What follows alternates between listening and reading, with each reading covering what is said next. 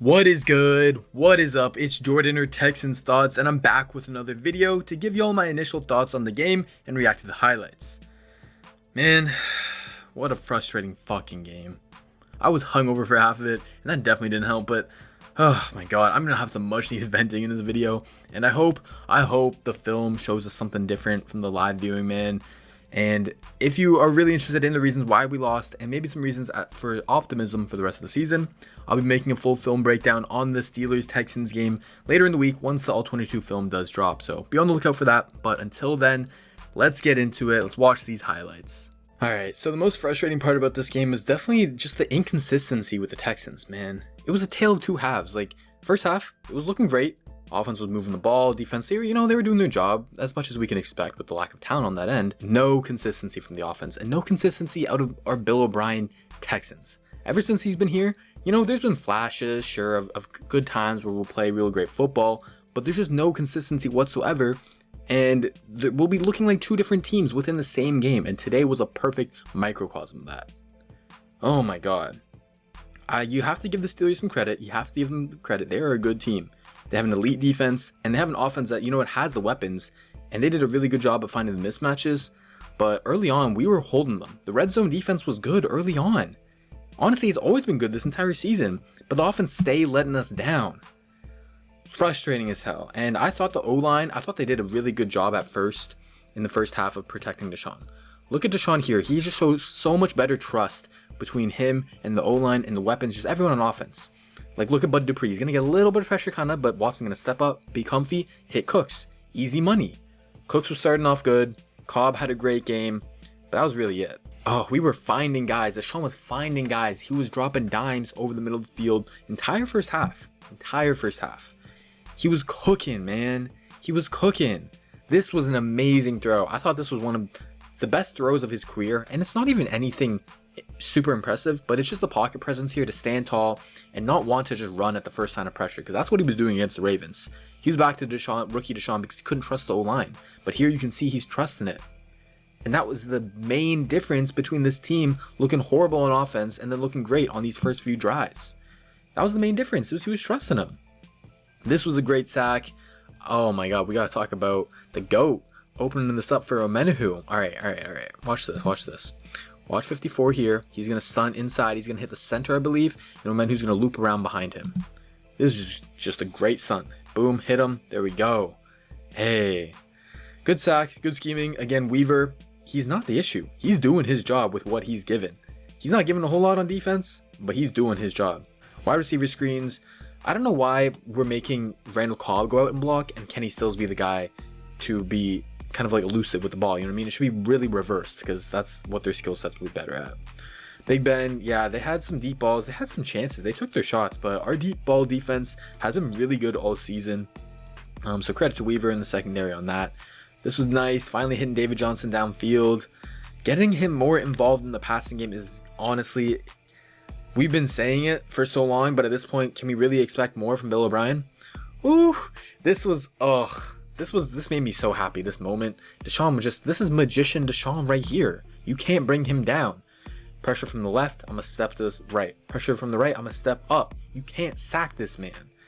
That was beautiful. That was a hell of a play by him. That is Deshaun at his greatest. In this play, look at all that space to the outside. This must have been good blocks by whoever was on the edge. We got a tight end here on the block. Yup. Good block. Good block, because that run was supposed to go up the middle, like every other damn run in this offense. But he saw the space to the outside because there was finally space for one time. I think the scheme gets a lot of blame for the run game being bad. And that's fair. That's completely fair. Don't let me take that away. But also the offensive line is just horrible in run blocking right now. And that speaks to coaching for me. If it's all of them being that bad, that speaks to coaching for me. Alright, Steelers manufacturing some drive. Vernon Hargreaves, get this man off the field, bro. I don't want to see him one more time. The Steelers knew that they could pick on him. They went after him all day, and credit to them. They know he's the weak link. He's hot trash, bro. He's hot again. I'm not even making this up, bro. This is playing on its own. I'm not. Fucking Vernon Hargreaves, bro. Oh yeah, this is the Ebron touchdown throw. Okay, yeah. So they knew they could pick on two guys. Vernon Hargreaves, no matter who was lined up against, they could pick on him. And AJ Moore, if there's a bigger tight end on him, that's where you can attack him, because he's pretty tight coverage right there. But that's just a hell of a catch by Ebron, and Moore just couldn't get his head turned around. But they knew, because that is talking about game planning your offense. They knew who the weak links were, and they went to expose them. And when has the Texans offense ever done that? Ever? It's just Deshaun running for his life. And this play was on Deshaun. He was outside the tackle box. He should have just thrown that away and not taken the sack, because that really derailed the offense. So it's those plays, you take it, you live and die by it, because there's some plays that he makes crazy plays, like the throw we saw before. We avoided 3 guys and hit Fuller on the goal line. You got that, and you also got the plays where he's trying to do too much and should have thrown it away. So it's really hard to find that balance. Couldn't get after Big Ben. I think we had 2 sacks, which I guess... what happened in this play? This play was a bad miscommunication, zone coverage. I think it was AJ Moore again. I'll have to watch the old 22 to see if someone was supposed to come over. It might have been Jay Reed who was supposed to cover Juju at the slot. Bitch, we got ads? Why my ad blocker ain't working? Why am I paying for a damn ad blocker? We got ad. Skip this shit. Alright, excuse me on that ad, but... you will make us watch his dance on us? Fuck. But yeah, miscommunications on the defense, that can't be happening. But that was, again, not the biggest problem of the day. The offense, look at the offense operate in this minute. There's a minute left on the clock, and they were able to drive down the field because guess what? Things are going up tempo. You couldn't run the ball. You were forced to pass the ball, and Deshaun is going to make shit work. Aiken should have went out of bounds there, but he makes shit work when it's all passing, it's all up tempo. He's throwing dimes. He was slinging it. Cobb was getting open all day over the middle of the field. And they got a good secondary. So props to Cobb. Oh, little floater. Float it up. We'll float it up. Okay, Fuller. I see you. That was nice. That got me real hype. I was joking that, Will Fuller's so good. We don't need DeAndre Hopkins. I was joking about that. I hope people took that shit seriously. I'm ashamed. I was not. Bitch, I would do anything for DeAndre Hopkins back on this team. Anything. And the defense was getting gassed. Here's the thing, is we can play good 3 quarters on defense. Then once it gets to the 4th quarter, man, they're just out there for way too long. Offense had so many 3 and outs today. I don't know the exact number. I'll probably pop it up here. But just way too many 3 and outs. That they, better execution. Like right here. This was so beyond frustrating to me. You got 2 fucking dinosaurs in Whitney Merciless and Big Ben just running away from each other. They're just playing tag. What? Like, this is the... Bro, they're so slow. That was so frustrating to watch live, especially when the GOAT, Jacob Martin, should be getting Whitney Merciless snaps. And you know that dude got juice. And you know that dude ain't letting 57-year-old Big Ben with 2 broken ankles and some bum shoulders and whatever he's got run away from him. You know that ain't happening. I thought this call was BS too, but I mean, if it was reversed, the Steelers fans would probably say it's BS. So I mean, I don't know. I thought Claypool ran into Roby, and Roby was kind of just doing his thing, but it is what it is. We still held them to 3, so it's not like that huge of a deal. But again, red zone defense, it's holding. They were doing real well for 3 quarters, man.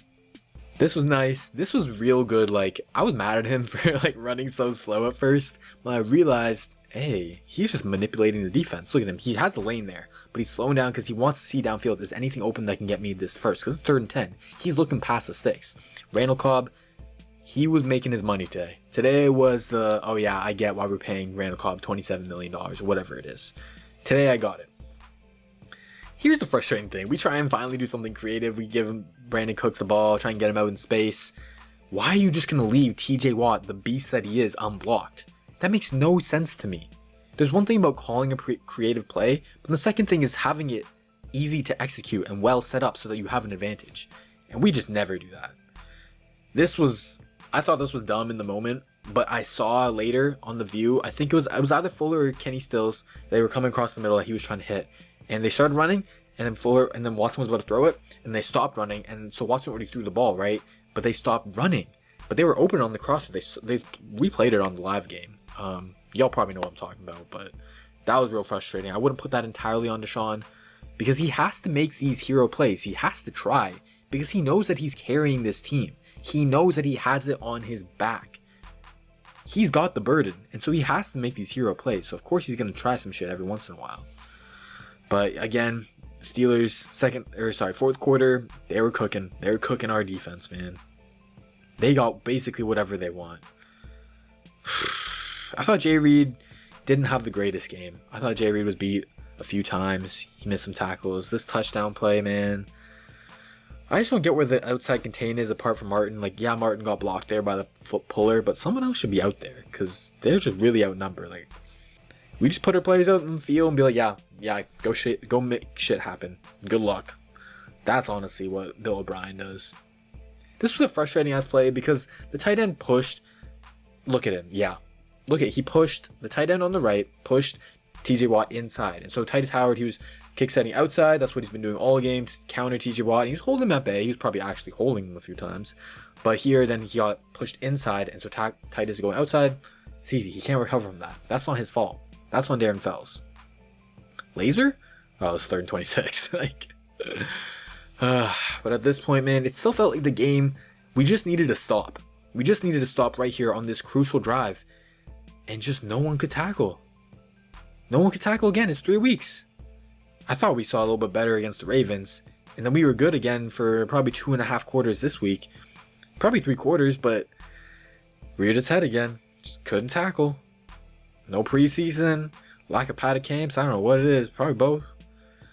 Could not tackle. Could not stop them either. This was beyond frustrating. Tackle a son of a bitch.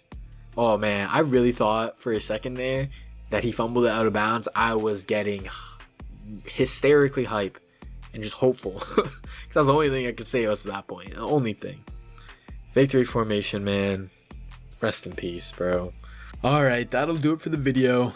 You know, I've been wanting Bill O'Brien gone for some time now, and I'm ready, man. I'm ready for the Fire Bill O'Brien movement. I am ready. I got my pitchfork. It's heating up. I'm ready.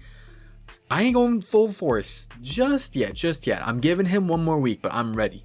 I'm giving him one more week because if we do win next week versus the Vikings, the season might not be over. We still got a chance to squeak into the playoffs with the extended playoffs this year. You know, next week, though, is the definition of a must-win game. We cannot lose.